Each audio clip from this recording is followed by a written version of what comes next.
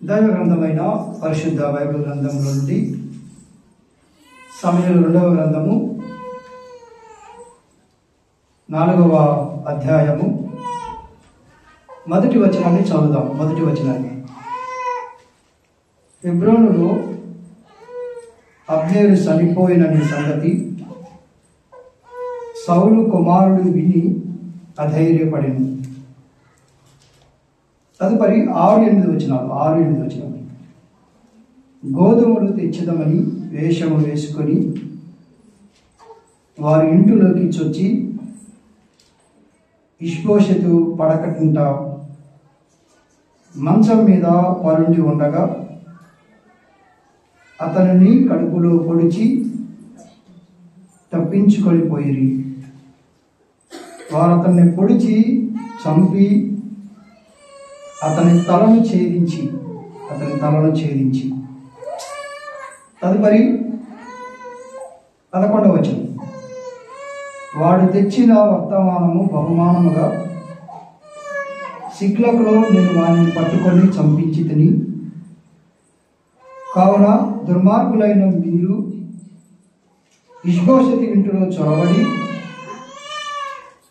మాట అతని మంచం మీదనే నిర్దోషియగు వారిని చంపినప్పుడు మీ చేత అతని ప్రాణదోషము విచారింపకపోవుదునా? లోకములో ఉండకుండా నేను మిమ్మల్ని తీసివేయక మానుదునా? చదవబడిన ఈ లేఖన భాగాలను మిగతా ఇతర లేఖన భాగాలను దేవుడే మన వినికిడిలో దీవించి ఆశీర్వదించునుగాక. ఆమేన్. ప్రభునందు ప్రియులారా, గడిచిన కాలంలో నుండి మనము సమూయేలు 2వ గ్రంథాన్ని ధ్యానం చేస్తూ కొనసాగుతూ వస్తూ ఉన్నాం. ఈ 4వ అధ్యాయాన్ని నాయకుని న్యాయము అని మనం పేరు పెట్టుకొని ఆలోచన చేస్తూ వస్తూ ఉన్నాం. మొదటి 4 వచనాలు ఇష్బోషెతు అధైర్యం.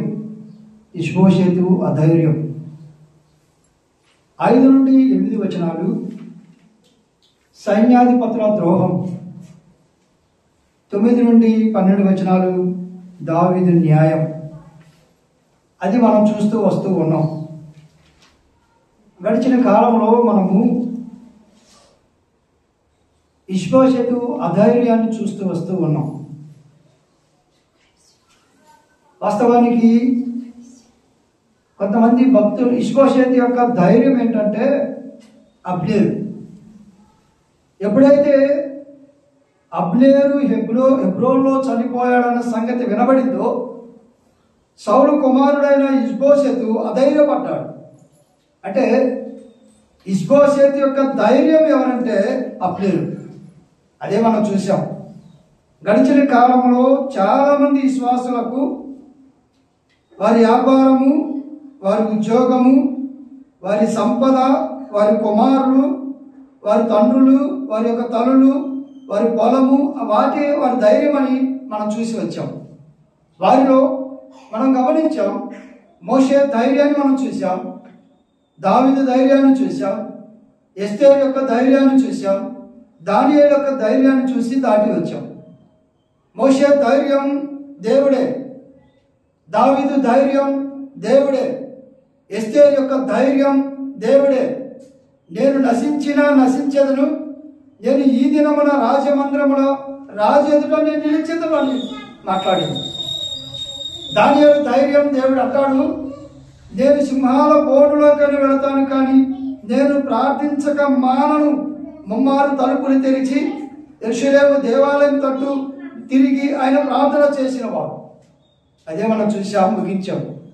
అందులో భాగంగా వాళ్ళ ధైర్యాన్ని మనం చూసాం. కానీ మన ధైర్యం ఏంటో ఆలోచన చేసుకోమని ఆ మాట జ్ఞాపకం చేసి నేను ముగించాం. మరి ఈ దినము మనం ఆలోచన చేయబోతున్న ఇదే అంశంలో మరొక మాట ఏమంటే ఇష్బోషెతు అధైర్యపడినని మనం చూసాం. అయితే ఇష్బోషెతు అధైర్యపడడానికి గల కారణాలు, లేకపోతే అధైర్యపడితే కలిగే నష్టాలేంటి? సహజంగా నా జీవితంలో అధైర్యం సహజమే. అధైర్యం సేవకులుగా వారి సంఘాలలో ఉన్న విశ్వాసులు ఆగిపోతున్నప్పుడు, లేకపోతే పడిపోతున్నప్పుడు, లేకపోతే పత్రమైపోతున్నప్పుడు సేవకులుగా కొంతమందికి అధైర్యం ఉంటుంది. కొంతమంది విశ్వాసులకు, కొంతమంది కుటుంబీకులకు. నా జీవితంలో అధైర్యము సహజమే. పిల్లల నుండి అధైర్యపడితే కలిగే నష్టాలేంటో ఈ దినం జ్ఞాపకం చేసుకొని మనం ముగిద్దాం.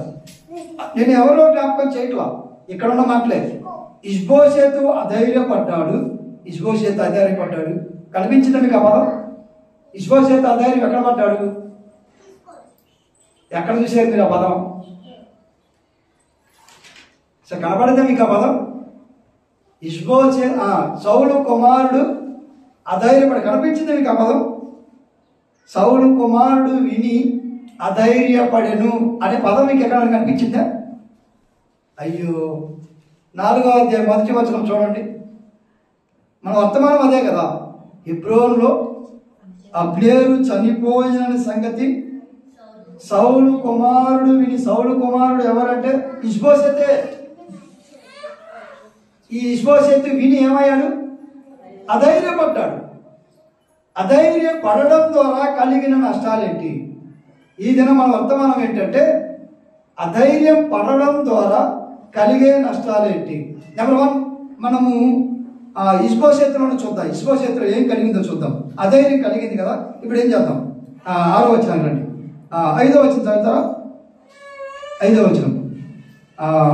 రిమ్మోను కుమారులకు రేకాబును భయానాయును మంచి ఎండవేళ బయలుదేరి మధ్యాహ్న కాలమున ఇష్బోషెతు మంచం మీద పండుకొని ఉండగా అతని ఇంటికి వచ్చిరి. నెంబర్ 1 వినాలి, చాలా జాగ్రత్తగా గమనించాలి.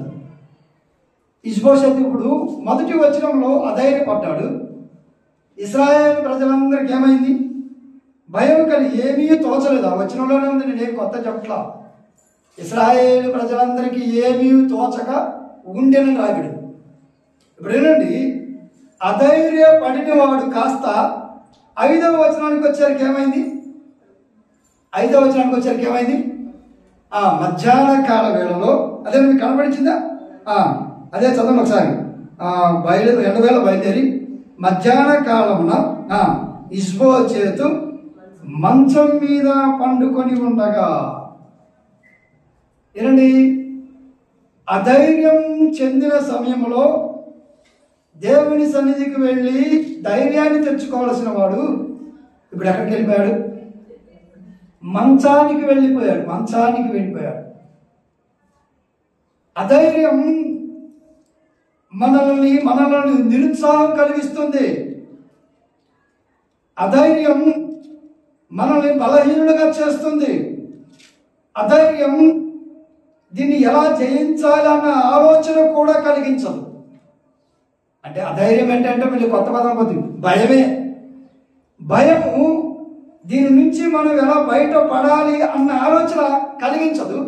ఆ భయము ద్వారా మనం ఏం చేస్తామంటే నేరుగా ఎక్కడికి వెళ్ళిపోతాం? మంచానికి వెళ్ళిపోతాం. ఇదే సందర్భం మనం ఎరుగుదాము.